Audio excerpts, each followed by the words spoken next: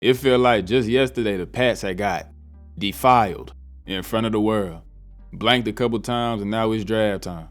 And I am quite excited, very. I know this is considered a weaker draft, and actually, while I would agree, it's strong in a few areas that are perfect for Carolina. Because due to how well Dan and company has constructed the squadron, it ain't even necessarily about trying to get superstars. Rather, great players with specific skill sets that will further unlock this team.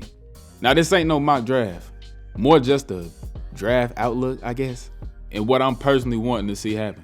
So let's do it. Now, y'all see the title, and I'm fully meaning that. If you been tapped in with me, then you already know, and the stance ain't changed. Dylan Theamman is still the dream for Carolina, indubitably.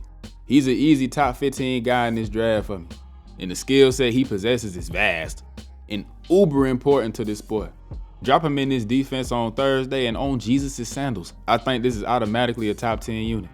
Y'all know the low value niggas claim the safety position guy, but I could care less. Theamman over his 3 years genuinely did everything you could ask a safety to do, all very well. I think he'd be best deployed in the league the way Purdue did it his freshman year. White boy graduated high school, walked straight into the Big Ten and grabbed 6 pickaroos. They had him at free, but not like a Jesse Bates type of free where he's heavy on coming downhill, being real aggressive in coverage, trying to take things away coming through the middle. Theamman was lined up about 30 yards off the line, playing more sideline to sideline. The range he showed in this role was startling, and the most important thing about it was the aforementioned ability to take the ball away. Having a presence like that on the back end can instill legitimate fear in offenses. As spoken about, he ain't at all limited. Went to Oregon and played more of a split, strong safety role. It was great there too. Free, strong, put him at nickel. He can do it all at a high level. Is good in run support, but he ain't perfect. Ain't nothing bad, but he ain't the strongest. And while being willing and solid coming down against the run, he ain't got crazy thump coming down and can get absolutely walloped. And in coverage, his press man ability ain't the best, which ain't really the worst thing to be worrying about. At times too, when trailing somebody in their hip pocket, you seen moments of franticness when the ball was in the air coming his way. But golly, I won't do it in Charlotte. The reason why I've kinda moved off of it though, I 100,000% believe he'll be off the board by 19. And quite frankly, I think Minnesota gonna do it at 18, which gonna piss me smooth off. But it is what it is.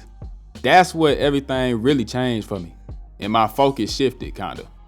I've been saying for months I need Omar Cooper in my city, and he's been such a fascinating player in every aspect. Speaking on him about 2-3 months ago, he was a consensus day 2 guy. And on my life, I ain't know why. I wasn't mad at it. I would've loved to maybe get this nigga in the 3rd. But boy, them days quickly passed. I think as more people sat and really watched the film, they realized there's nothing to seriously ding dude about. Maybe he is a 1st round pick. The receiver room in Carolina is really coming along. But there is something that's missing there and just in this offense as a whole. Dynamism. Those guys that can take the ball and make some out of nothing. Get the rock and take what should have been a 6-yard gain and turn it into about 20. That I feel is the strength of Omar's game. The more I watched him, the more convinced I became that he is made out of rubber.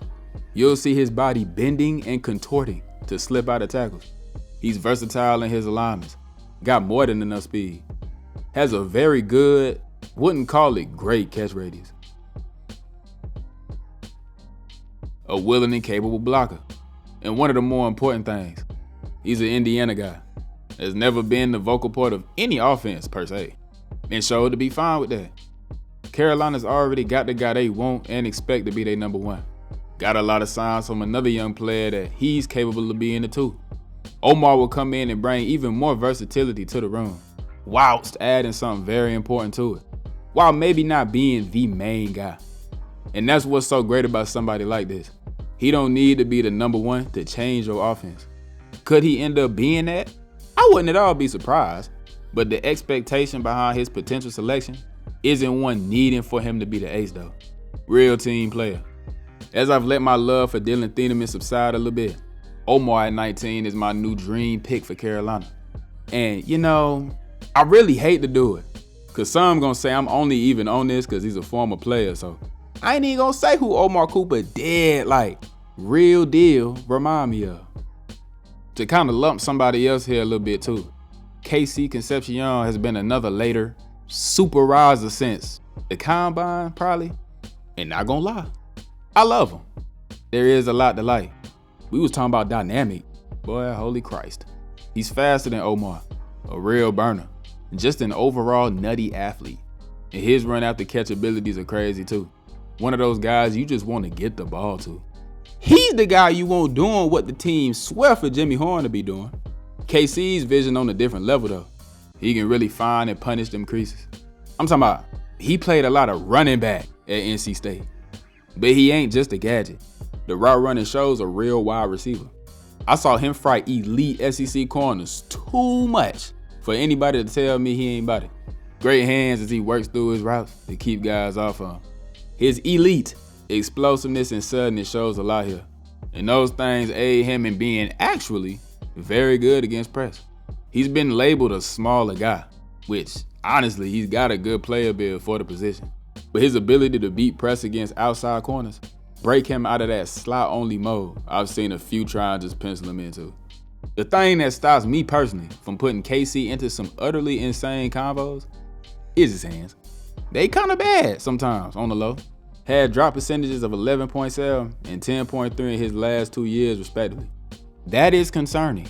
But even just the way he tries to catch the pigskin is genuinely terrifying. And I just don't have the time to keep dealing with this, bro. Great player though. I won't be mad if the platoon make him the pick at 19. Now as far as first round go, there's a few more to specifically mention. Kenyon Sadiq. I like him a lot as a player and hate the current tight end room. I was a lot higher on him being the pick earlier on in the process. I'm still with it, just not pounding the table for it. I honestly love how he projects as a Swiss Army knife for offense. I'ma be honest, to me, he screamed a lot of Cooper Kupp, being a tight end slot receiver hybrid. His presence making your offense almost feel multiple. It could be about a perfect fit that I could see the team taking, and I'd love it.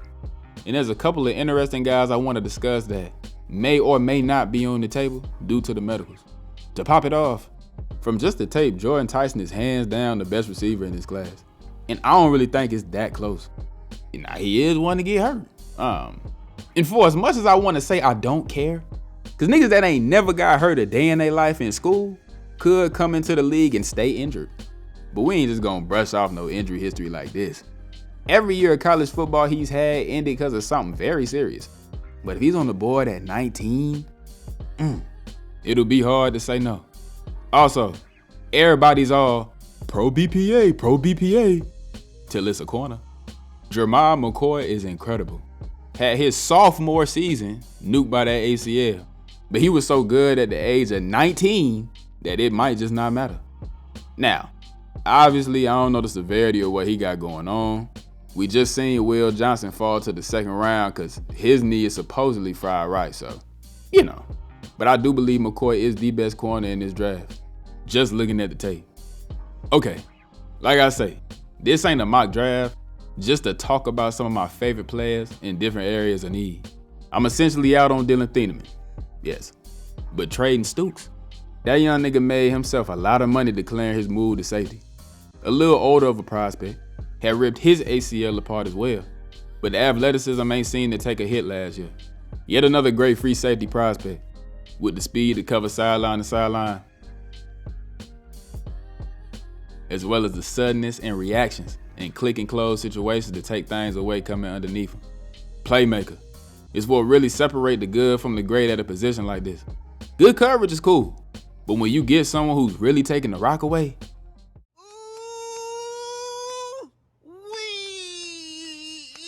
you want to know just how special trading Stoops could be at safety? That Arizona State pick tell it all on my life it do. Played all over the place at AZ, and you can really see that in his skill set. All safeties kind of got to be more hybrid nowadays, and he fit into that free safety nickel area, because he could come down and play in the slot at a very high level. I am extremely moved, but to be honest, he could end up being the first round or two. I like Nick Scott, cool player. but an upgrade can be made. And this is a real good safety class. I like AJ Halsey and Bud Clark for the team a lot too. Linebacker must continue to be addressed as well. And now, after the signing of Devin Lloyd, I am so much more on board with Anthony Hill specifically. I never disliked him. He's a great athlete, and that aids him in being superb in coverage against the run. But I do like him and what he could become. Edge too. I ain't quite satisfied yet with what the city has. Need to pick somebody else up at some point in my humble opinion. And the last big one, the entire offensive line. As of right now, just for depth purposes. But right tackle will genuinely be a need rather soon. Luke Fortner's a good player in the middle, but he's only a stopgap. Sam Hecht, I'm watching you. The guard spot seems secure, but like I said before, Rob Hunt might be somebody we get to looking at in the next couple of years.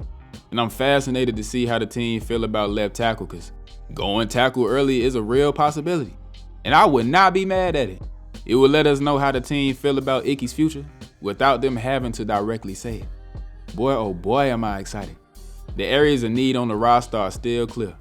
Linebacker, edge, receiver, tight end, the O-line. D tackle's a real quiet one too. But man, there's a lot of guys at these positions that I believe could fit perfectly. Because at this point, it ain't about absolutely needing to hit a home run. The team might be close to making real noise. You just got to keep drafting smart and look for the right skill sets. You get it right, and this team might just take off. As always though, everything will depend on how the board falls, so we'll see. Hope y'all enjoyed this one. I remember last year I ain't get my pre-draft drawn out in time, so I'm aiming to do a little better this year. I'm laying this voiceover on Monday afternoon. I'm looking to have this video finished and put up by Wednesday at 7 p.m. at the latest. We'll see how I do. Like I say, hope y'all enjoyed this one though. If you did, leave me a little like. Drop any kind of thoughts you got in the comments. You know what I'm saying? Let me know how you feel about any of the players mentioned in this video, or just your own personal favorites. Hype the video if you want mobile. Subscribe to the channel. And I'm gonna see y'all real soon in my next one.